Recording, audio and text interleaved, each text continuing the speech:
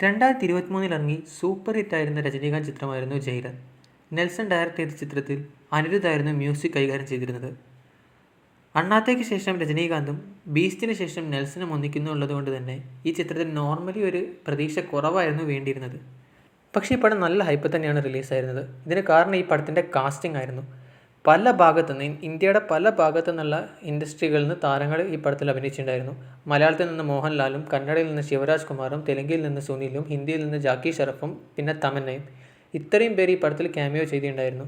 പിന്നെ കൂടാതെ പടത്തിൻ്റെ ഓഡിയോ ലോഞ്ച്, പിന്നെ പടം ഇറങ്ങുന്നതിന് മുമ്പ് ഹിറ്റായിട്ട് ഇടം നേടിയ കാവാലയും പിന്നെ ഹുക്കും, ഈ 2 സോങ്ങുകൾ. സോ ഇതെല്ലാം കൊണ്ട് തന്നെ പടം നല്ല ഹൈപ്പ് തന്നെയായിരുന്നു റിലീസായിരുന്നത്. സ്വാഭാവികമായും പടം തിയേറ്ററിൽ ഇറങ്ങി നല്ല പോസിറ്റീവ് റെസ്പോൺസോടെ തന്നെ പടം സൂപ്പർ ഹിറ്റായി മാറുകയും ചെയ്തു. ഇപ്പം ജയിലർ 2 ഈ കുറച്ച് മാസങ്ങൾക്ക് മുമ്പ് അനൗൺസ് ചെയ്തിട്ടുണ്ടായിരുന്നു. പടത്തിൻ്റെ ഒരു അനൗൺസ്മെൻറ്റ് വീഡിയോയും പുറത്തിറങ്ങിയിട്ടുണ്ടായിരുന്നു.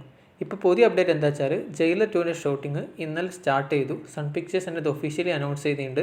പിന്നെ ഈ പടത്തിൽ ഫസ്റ്റ് പാർട്ടിലുള്ള മോഹൻലാലും ശിവരാജ് കുമാറും ക്യാമിയോ ആയിട്ടാണോ അല്ലാതെ മെയിൻ റോളാണോ എന്നറിയില്ല. പക്ഷേ എന്തായാലും അവരും ഈ പടത്തിൽ എത്തുമെന്നാണ് അറിയാൻ കഴിയുന്നത്. ഇവരെ കൂടാതെ തെലുങ്കിൽ നിന്ന് ബാലയും ഒരു മുഖ്യ വേഷത്തിൽ അല്ലെങ്കിൽ ക്യാമിയോ ആയിട്ട് എത്തുമെന്നാണ് അറിയാൻ കഴിയുന്നത്. കാരണം ഫസ്റ്റ് പാർട്ടിൽ തന്നെ ബാലയെ കൊണ്ടുവരാൻ വേണ്ടി ശ്രമങ്ങൾ നെൽസൺ നടത്തിയിരുന്നു.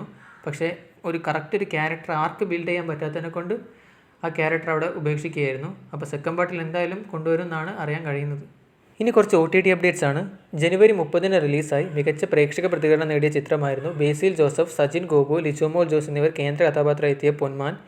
ഈ ചിത്രം ഇപ്പം മാർച്ച് 14 ജിയോ ഹോട്ട്സ്റ്റാറിലൂടെ സ്ട്രീം ചെയ്യുന്നു ഒഫീഷ്യലി തന്നെ പുറത്തുവിട്ടിട്ടുണ്ട്. ഇതുകൂടാതെ മാർച്ച് 14 തന്നെ വിനീത് ശ്രീനിവാസൻ, നിഖില വിമൽ എന്നിവർ അഭിനയിച്ച ഒരു ജാതി ജാതകം മനോരമ മാക്സിലൂടെ സ്ട്രീം ചെയ്യും. പിന്നെ 2023 റിലീസായിട്ട് 2 വർഷക്കാലത്തോളം OTT റിലീസ് ചെയ്യാതിരുന്ന ഒരു തെലുങ്ക് ചിത്രമായിരുന്നു അഖിൽ അക്കിനേനി മമ്മൂട്ടി ചിത്രമായ ഏജൻറ്റ്. ഈ ചിത്രം മാർച്ച് 14 സോണി ലിവിലൂടെ സ്ട്രീം ചെയ്യുന്നപ്പോൾ ഒഫീഷ്യലി തന്നെ പുറത്തുവിട്ടിട്ടുണ്ട്. ഇനി കഴിഞ്ഞ വീക്കിൽ OTT റിലീസ് ചെയ്ത കുറച്ച് സിനിമകളുടെ അപ്ഡേറ്റ് ആണ്. ജോജു ജോർജ്, സുരാജ് വെഞ്ഞാറമ്മൂട്, അലൻസീർ എന്നിവർ പ്രധാന കഥാപാത്രത്തെ അവതരിപ്പിച്ച നാരായണീൻ്റെ 3 മക്കളും, പിന്നെ ഷറഫുദ്ദീനും ഐശ്വര്യ ലക്ഷ്മിയും പ്രധാന കഥാപാത്രത്തെ അവതരിപ്പിച്ച ഹലോ മമ്മിയും ആമസോൺ പ്രൈമിലൂടെ പുറത്തിറങ്ങിയിട്ടുണ്ട്.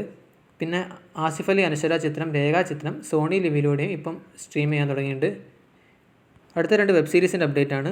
2022 റിലീസായി ആമസോൺ പ്രൈമിലൂടെ പുറത്തിറങ്ങിയ കതിർ ഐശ്വര്യ രാജേഷ് വെബ് സീരീസായ സുഴൽ ദി വോർട്ടെക്സിൻ്റെ 2nd സീസൺ ഇപ്പോൾ ആമസോൺ പ്രൈമിലൂടെ പുറത്തിറങ്ങിയിട്ടുണ്ട്. ഇതിൽ ഇവരെ കൂടാതെ ഗൗരി കിഷനും മഞ്ജിമ മോഹനും പ്രധാന കഥാപാത്രത്തെ അവതരിപ്പിക്കുന്നുണ്ട്.